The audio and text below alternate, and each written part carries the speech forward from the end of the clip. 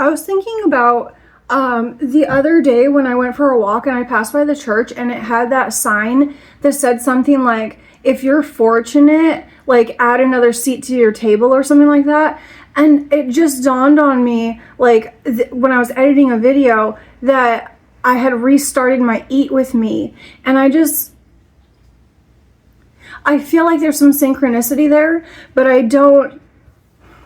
I'm having like insecurity and doubt. Like, I don't know if anybody's gonna want to like listen to me ramble on. But there is something kind of compelling about company who, having this kind of company online who wants to talk about like something meaningful rather than something that's just relevant, temporary relevance in our three-dimensional materialistic world. So I guess that could be something that's like missing, like we could be missing out on that.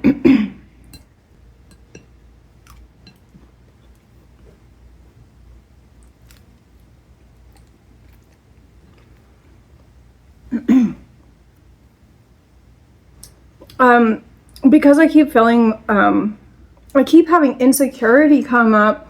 I'm just wondering if,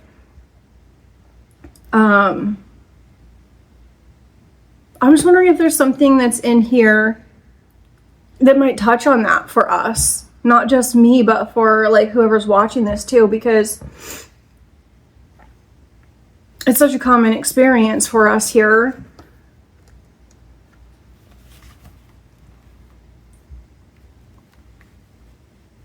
Thou comest to me with a sword and with a spear and with a shield, but I come to thee in the name of the Lord of hosts.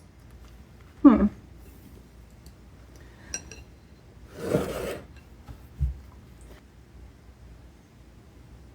forces of evil arrayed against us are awesome in their efforts and impressive in their subtlety. Indeed, one of our severest challenges is the insidious influence of evil in its attractive and alluring enticements. Each day we face the giants of temptation and go to battle against the pervasive power of immorality and wickedness. It has ever been so. 3,000 years ago, young David slew mighty Goliath with a sling and stone and faith in the Lord. Today we resist the giants dedicated to our destruction by turning to the Lord with full purpose of heart. As Paul counseled, we put on the whole armor of God that we may be able to stand against the wiles of the devil. The Lord will strengthen us in our desire to turn from evil and seek that which is virtuous, lovely, or of good rapport, or praiseworthy. Girt about the armor of God, we stand firm in righteousness. It's interesting that it's bringing me talking about insecurity, and it's bringing up David and Goliath, and I keep passing things in nature that look oddly like slingshots. I think I'll add a clip here.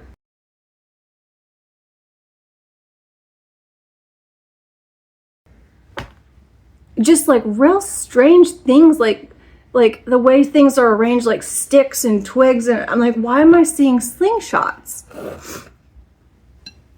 I don't know. I mean, I could go off making all these assumptions, but man, when I make assumptions, spirit team comes and hits me over the head with a hammer. Yeah, no assumptions. But I do think I'm seeing those for a reason. I'm seeing slingshot-shaped things for a reason.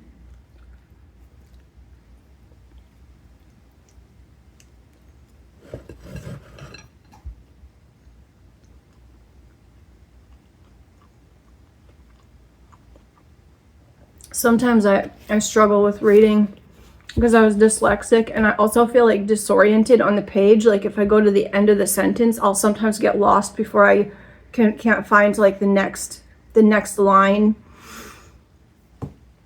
I'm just gonna do the best I can. It's not as bad when I'm reading to myself, but as soon as I read out loud, it's like anxiety and it makes it worse. But I'm trying to get over it because it's really not serving me at all. Seeing more than body and mind.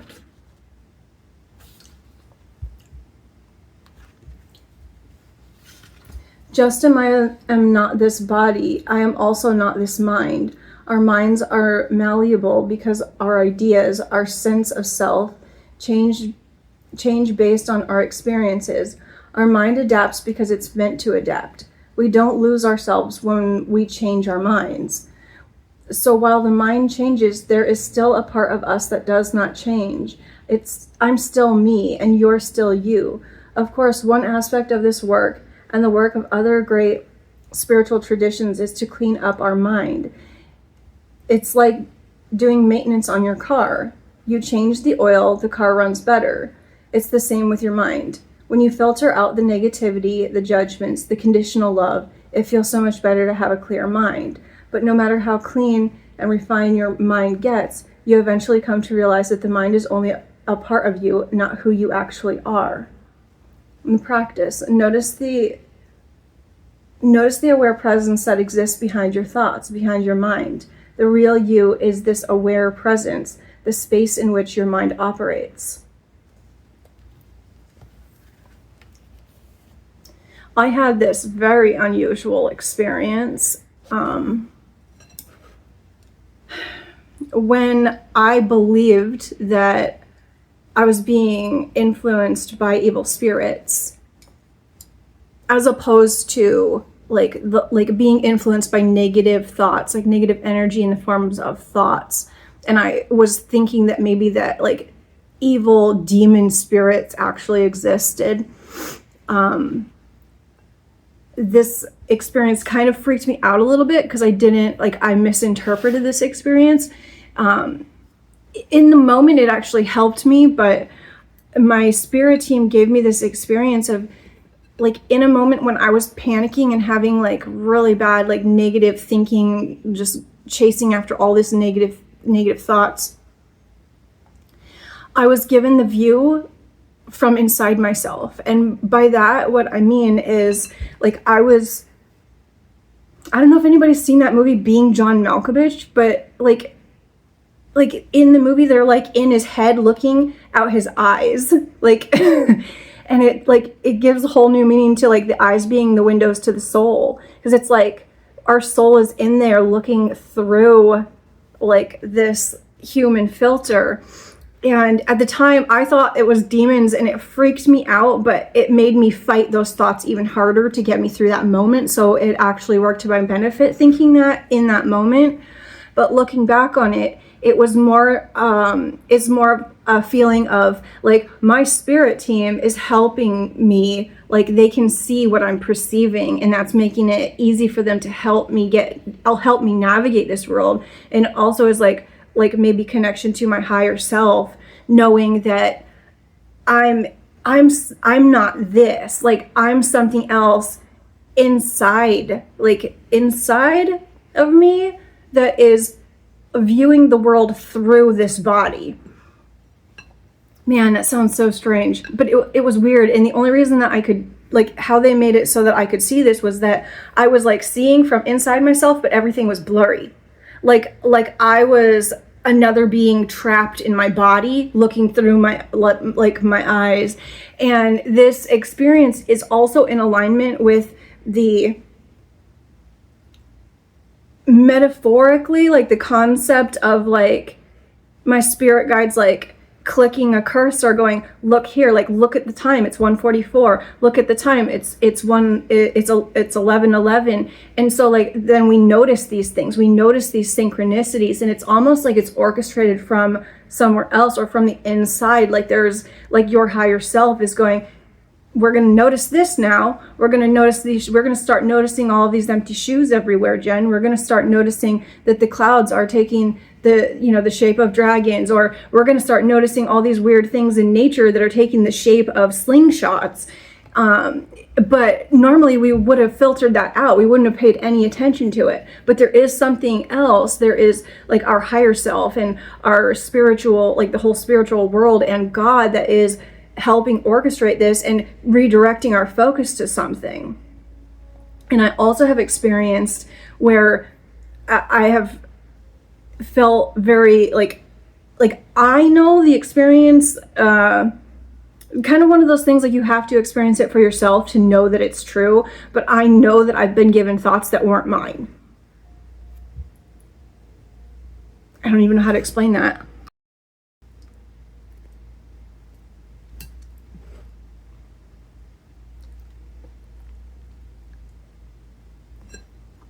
I don't even know how to explain that.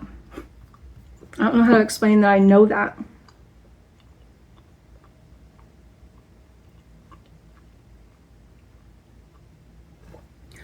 Something else that happened to me that happened for me when I was trying to figure out what was going on and who I was and why God wouldn't leave me alone, because I really thought I was just like some like tarot reader, like I was being a tarot reader online sort of, and I'm like, God, why are you stopping me? Like everybody else gets to do this, like even if I'm not doing it the right way, and I'm like I'm not that bad of a person. Like, why are you totally disrupting my life? Like, I'm not evil. Like, why are you doing this to me? Like, why are you destroying my life when it's really not that big of a deal to be a tarot reader online? But like in one of those nights, I was kneeling by my bed and I had my Bible open and I'm reading, like, because I don't understand why God is telling me that I'm Antichrist, and that God wasn't telling me that I was. God was telling me that the demons were trying to turn me into the Antichrist from Revelation. And so I'm like reading the book, I'm reading the end of the Bible there, and all of a sudden it was like the Antichrist is the story of the second coming of Christ, and they manipulated the ending. And what happened as soon as when I was like, oh my God, God, like the Antichrist is the second coming of Christ. Like what happened in that moment blew my mind. Like some spirit, like the Holy Spirit, my spirit team, I don't know, grabbed my glasses while I'm like reading, like looking at the Bible, and it like moved them and twisted them, and it was like creaking, and I was like, something is touching my face. Oh, that like totally freaked me out. Totally, like, I mean, I was just sitting there like, what just happened? Like, I figured out something that nobody else knows, like that has been hidden from us this whole time. And there's a spirit moving the glasses on my face. I felt like I was in some sort of like religious sci-fi movie.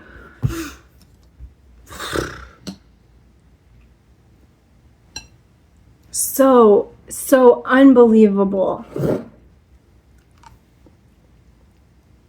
And the person that I was before all this started happening, that person would not have believed any of the things that I'm saying. I had to live this in order to believe it. I unfortunately did. I had no faith. I had no faith in anything.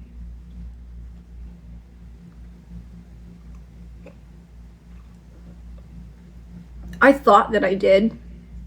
I think part of that whole like devil, Satan concept, you know, like, or the concept of like this Trojan virus in our programming that is humanity. It's like masquerading as good, and it slowly like replaces the actual good.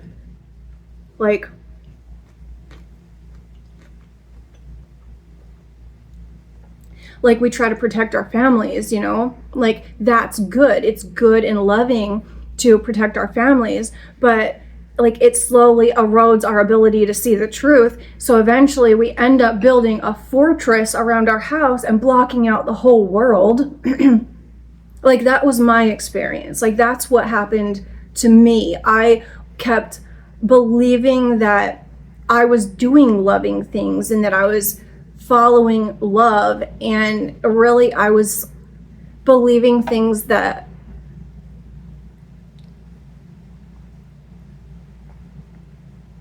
the devil is a trickster. It feeds on fear. It's like, don't you want to feel safe? I know how to make you feel safe. And it's really easy to fall for those lies when we're not paying attention. I know I sure fell for a lot of them.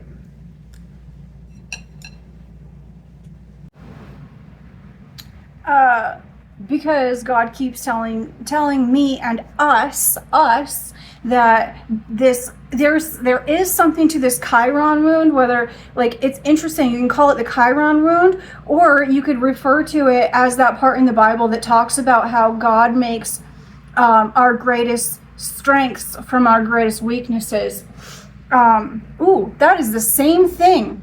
That is the same thing said a different way. Because God did bring that up to me in my life, and one of my greatest weaknesses is just, like, literally this fear of reading in front of people, like, completely paralyzing. Because it was rough as a kid. It's really rough as a kid when you have a learning disability. So any of you out there that have little ones with learning disabilities, try to have patience with them. Can't read in my sunglasses, that's for sure. I was thinking about how a lot of us have family members who tend to turn towards fear in the face of change, and how everything is going to be changing. You know, everything is rapidly changing in our world, and like, there are definitely, people in my life I'm concerned about, and I'm concerned that they're, going to follow the path of fear. And so I was praying. I literally called on my families and my friends' spirit teams, and I'm like, hey, give them extra guidance over this time, please. Like, help them, turn away from that fear. And then it dawned on me, like, that, maybe there's something in here we can use to bring us some comfort in having faith that magic is working behind the scenes for those that we love, even if we can't see it.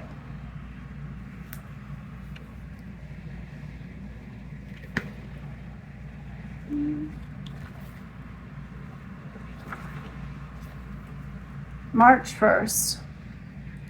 And they said unto Moses, Speak thou with us, and we will hear, but let not God speak with us, lest we die.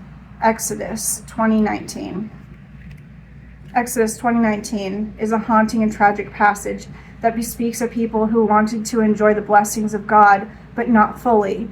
They were thrilled to see the holy cloud that represented the presence of Jehovah resting over their tabernacles, but they were not anxious to enter the immediate presence of the Almighty. The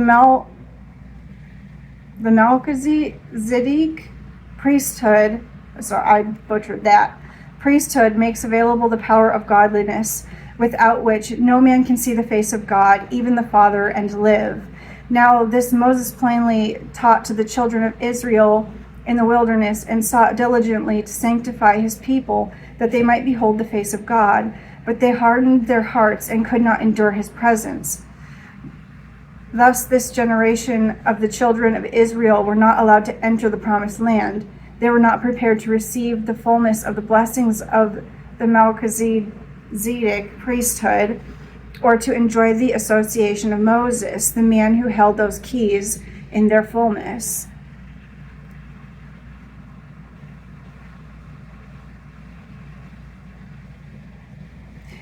This this stuff in the Bible that is talking about how no man can see the face of God and live, this takes me, like, immediately the sense I'm able to make out of that is talking about this idea of death and rebirth, and when we let go of false ideas and false beliefs, that's part of our ego that's dying. So when we face God, when we face that reality, we face the truth of God, all of our false beliefs of God have to fall away. So we are reborn spiritually after we face God. We have to be, because we can't continue to hold any those false beliefs that we're confronted with. It would be really detrimental to our mental health if we continued holding on to false beliefs in spite of that. For example, if when God presented itself to me, I instead held firm to the things that I believed, I would have convinced myself that God was some sort of demon or evil spirit, and it would have been to my own detriment. And like, that is partially what happened. I was struggling against my own beliefs because I was confronted with this higher power that I thought I would understand this, but I didn't. Interesting. Let's see how it ties into whatever's in here.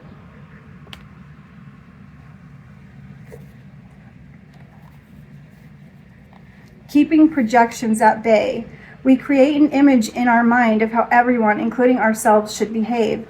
For example, if we catch a friend taking something personally, we might judge her for failing to live up to an ideal image of someone who never takes things personally. Now we have two problems instead of one. Not only is our friend upset, but we're thinking they might be a little self-absorbed too. Instead, accept your friend's feelings and support her. It can be difficult not to project how you'd like to have things go over, and that's what unconditional love is all about. Okay, so I think together, the combination of these, the message is just to hold space for our loved ones when they're going through that difficult time of having to let go of things that they really attach themselves to. And for a lot of us with, ideas of God and religion and stuff, we fix our identity to those things. So it can be really challenging to let those go. And especially like I know for me, in letting some of that go, I had to face this, now I don't know who I am. And that's scary. That can be really scary for us. So I think just holding space for people who are struggling through that transition, it might go a long way in helping them. At least, man, that really would have helped me. I did have a couple of people who I talked to, and they didn't believe me and they didn't agree with me, but in spite of that, they didn't abandon me. They still loved me. They still wanted me in their life. They still wanted to support me. They weren't sure how to do that, but they didn't abandon me. So, just not abandoning our brothers and sisters who are struggling. And we don't have to, if people want to cling to these false ideas of what's out there in this other unseen world, like these ideas of heaven and hell, if they want to cling to these ideas, that doesn't mean that we have to abandon them in this reality. I mean, as long as they're not being destructive in our life, we're able to hold space for them. Yeah, I'm so thankful to my sister. My sister in particular, I'm so thankful for her, because she just was like, what, Jen, you're come to me with these, like, you're prophesizing all this weird stuff, and I don't know what to do with this. Like, are you okay? And I'm like, I'm perfectly fine. Except I'm not fine, but I am. And, we ended up having I was like, I need a little bit of space to process my thoughts here, because I didn't know how to take her rejection of me. And But throughout that, I knew that